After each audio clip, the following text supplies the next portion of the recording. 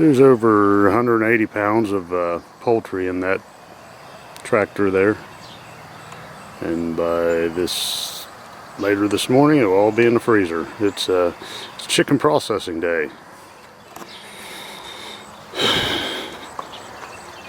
Tank's warming up. This is one thing to keep in mind. Get your scalding tank, whatever you're using, get out here at least an hour and a half before you plan on using it and get it started up, because it takes a while to get all that water heated up. But this is probably one of the longest processes, is getting set up for this. So I'm gonna put the camera down and get to work. I'm on my own for the most part today. Got 18 chickens to butcher, so that's gonna take a little bit. Alright, so this is the basic setup here. I like to set up a little canopy. Put me a couple tables under there. Everything's been bleached, sanitized, washed. I don't know how many times, but I just went through and bleached everything and give it a good scrubbing, and it's ready to go. And then I'll just clean as I go. Got the scalding tank here. Got my plucker over there. We'll show you all this stuff in action here in a little while. Over there's your killing station, and the chickens are out of view, out of view of the camera anyways. So you'll grab a chicken, kill it, goes to the scalding tank, which you got to pass it, but yeah, it's just me, so it's kind of set up backwards, but I'm doing what I can. We lost a water hose last night due to my wife and a lawnmower. So I normally have a hose set up over there and have this tent set up on that side, but yeah, you know, we improvise, adapt, and overcome, and this will work. So while my water is at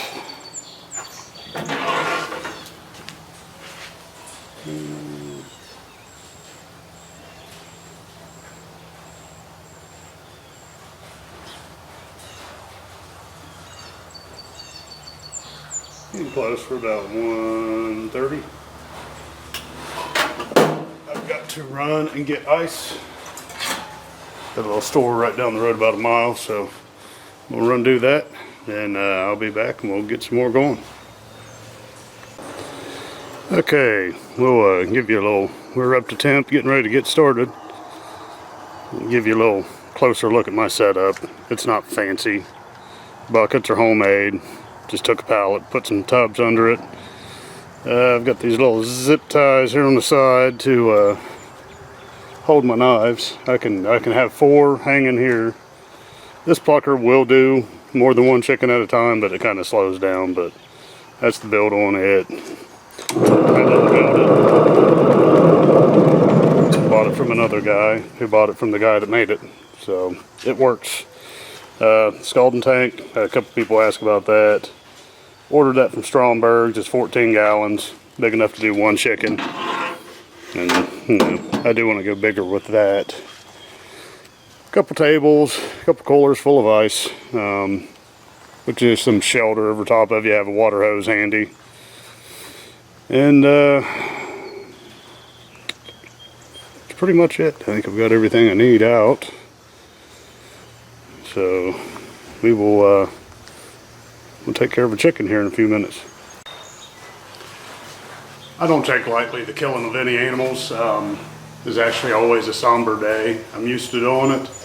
I've done it I don't know how many times, but you know, I always give thanks to the animals that are feeding my family. And one way I've done that, it's been a tradition now for years, is I have a drink to the chickens. Yes, it's 7:30 in the morning, but you know, this is what so thanks to the chickens that will feed my family and other people's families. Thanks, Brandon, for this really good water. Let's get to work. So I'm going to set the camera up and let it run. I actually do have my daughter's on her way over, so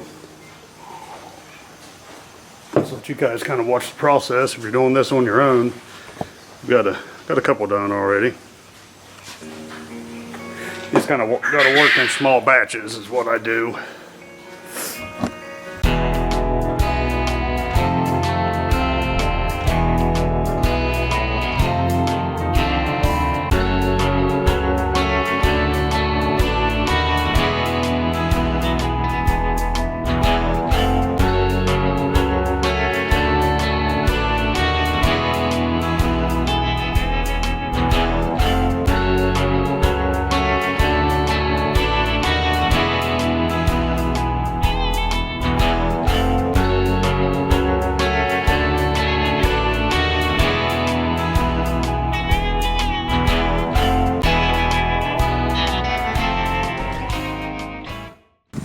Okay, we've got 4 chickens here, just killed them. I'm not going to show that part.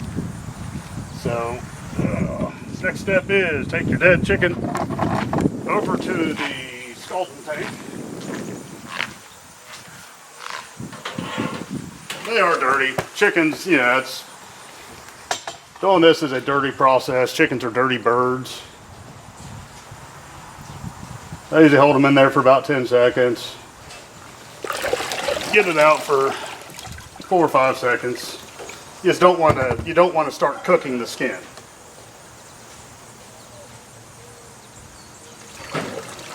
Basically the same process I showed on another video with the quail, but we've got this to pluck it.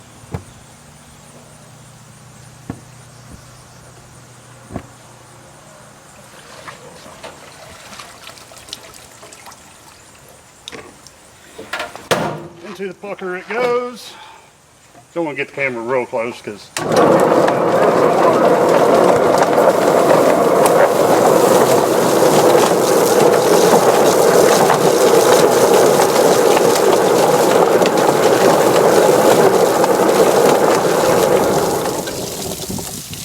alright, you can bring it over here closer if you want.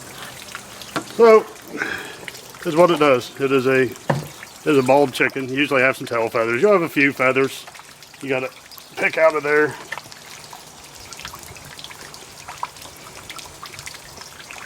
It's almost like throwing a chicken in a washing machine. But it's good. I'm going to go ahead and get these other ones plucked, and then we will do a gutting portion. Good. Alright, I'm going to show you guys how I do the next step. On your legs, the joint's right here. So if you put some pressure on it, there's a valley right there. Take you a knife, have dedicated knives for each job. Once you get through, cut down.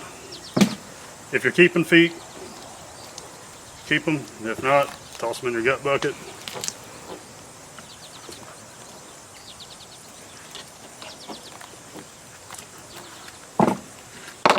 Those shears, and take the head off.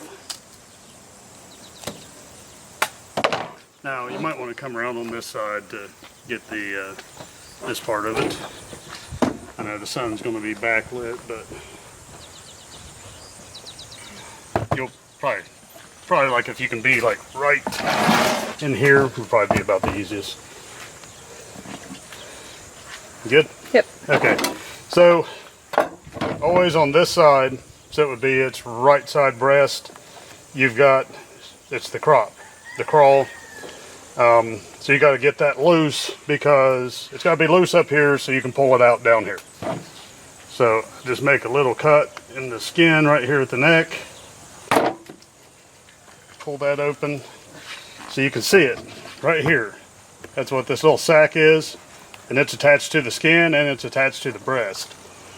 So this is probably the longest part, or the hardest part of getting a chicken, is getting that loose. You just kind of grab it and start pulling.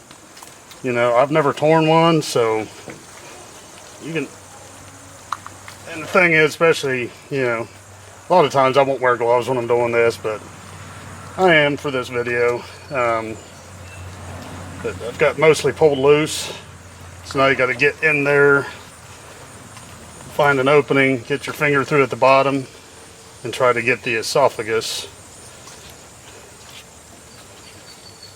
I did not get it yet. It's down here. Some of them go really quick, some of them are tougher than others. There it is. Once you get that, pull up, it'll come right up along the neck. And that's got that loose. Get your trachea, pull it loose. A lot of times the trachea likes to break off right there, but that's fine. You just pull it out from the other side. Then I come right down here and make a small slit. Don't hit the guts and try not to cut into your thigh meat. Once you're through the skin, you can just kind of poke your fingers in, widen it up. Now, if you're going to keep livers, gizzards, all that stuff, got it right here on the table. I'm not, so I've got a ton of beef liver if I want to eat liver. I do like chicken livers, but so the way I do it, my hands are big enough. I grab him like this and hold him right over my bucket.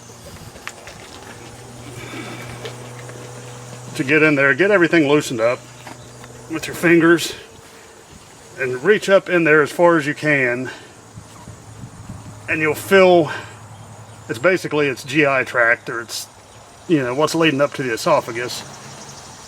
And I try to wrap my finger around it. I can't really show this on the video, I'm just explaining it.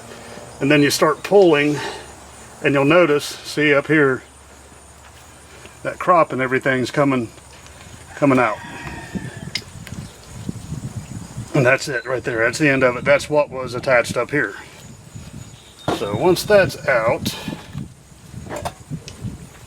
and there's a lot of videos, you know, if you're doing this for farmers markets and stuff, then you probably want to leave the tail on.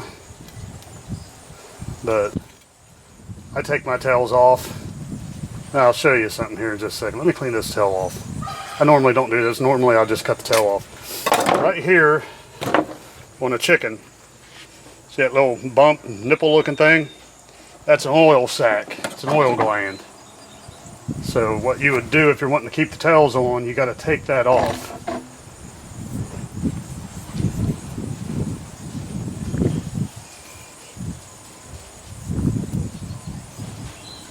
Basically just like that. And then but there's nothing here but fat and gristle. But you know, if you're selling them, that is an extra quarter of an ounce, half an ounce, so every bit of weight counts. Kind of go over, you know, double check, make sure you got all your feathers off. Inside here, I don't know if you'll be able to get to this or not.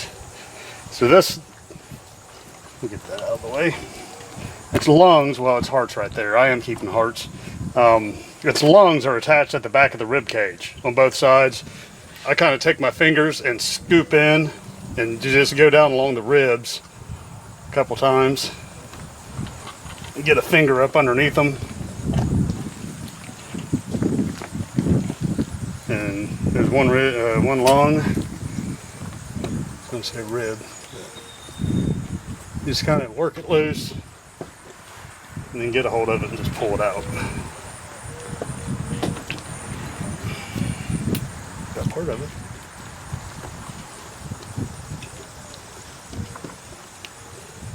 And if you miss it and leave it in there, nobody eats that part anyway. So that's it. Good clean chicken.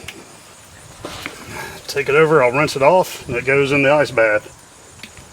Now, there's all kinds of people saying, oh, you've got to leave them in ice for overnight. And, you know, or they're complaining that their chickens were tough. I don't know what kind of chickens they're eating. When I'm done with mine, they go in an ice bath. Usually I'll wait. I'll take a break for about an hour or so, and then I'll start processing them. If they're going to be whole birds, I bag them, seal them up. They go straight in the freezer. If they're getting cut into parts, then I'll do that. And they go straight in the freezer. They're not, as long as these birds are cold, you want to get them down to about 40 degrees within, say, an hour, you know, as fast as you can. This is ice. These coolers are full of ice water. They're good and cold. So, and I've never had a tough chicken. How about that? So, nope.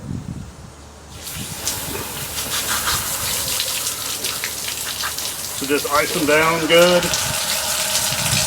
And no worries on having tough meat. I think people are butchering old laying hens or something. Yeah, those will be tough, but these birds, Never had a tough one yet. But every now and then, just reach in there, rotate them around, make sure they're getting down into the ice. You ain't gotta follow me, I'm still over here. But that is it.